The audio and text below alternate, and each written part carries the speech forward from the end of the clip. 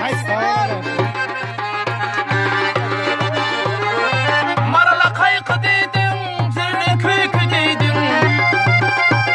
Ağlamadı zürafa, aynı gül beki deydin. Sağ ol. Sadı yazı sonu gıyda, çiğ gül tilki deydin. Kaloşunu toludurdun gelinlik gözlüğünde. Ağışını öldürdün gelinlik gözlüğünde. Ay, kara kurban ola. Kara kurban etmet.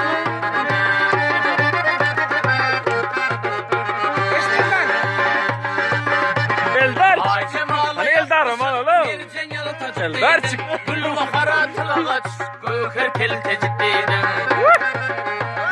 Şeperelli bəgüle, böven halta tut deydin. Ağışını öldürdün gelinlik gözlüğünde.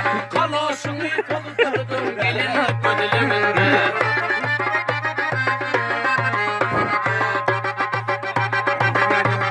Mehmet'in kıyılarma pahalı verdi bir çette. O vakilin halıma uğradı sen çok bette. Ay. Şavayın eti dağlar kuyruğu buldu çıktı. Bak eşekten deyin atsın gelinlik gözlüğünde. Eşekten de kuyruktan gelinlik gözlüğünde.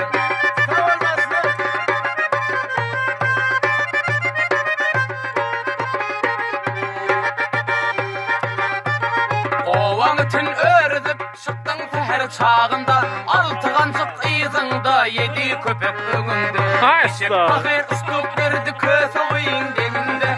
Bahçene ver öldü gitti gelinlik gözlüğünde. Kırrıfı yetim kalı gelinlik gözlüğünde.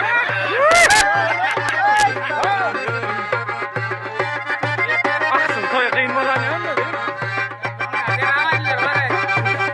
Oğlu kıydı uğranıp ödü tapar baltını. Ay. Kökler veri söyüp yer halı çıgıyın altını. Paltayığın düşmän ke belli toyun vaktini. Ulu ile belli oldun